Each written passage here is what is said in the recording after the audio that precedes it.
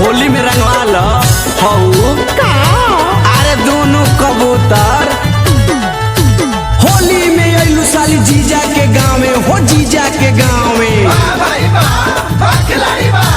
होली में अइलू साली जीजा के गाँव में भोर के लुका है जब केहू बोलावे बोल होलिया में होई गइलू सोरहे के ऊपर हो साली होलिया में होई गइलू सोरहे के ऊपर हो साली रंगे दाना दोनों है कबूतर हो साली रंगे दाना दोनों है कबूतर हो साली बाटे सुघराई तोहर सादा का से सुपर हो साली बाटे सुघराई तोहर सब का से सुपर हो साली अरे रंगे दाना दोनों है कबूतर हो साली रंगे दाना दोनों है कबूतर हो साली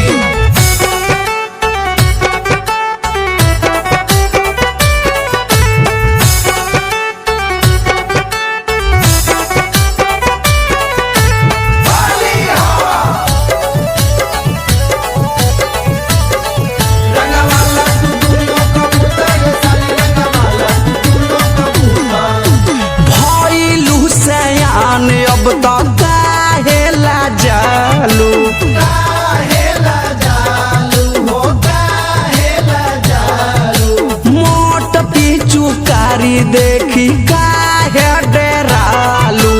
काहे डेरालू हो काहे डेरालू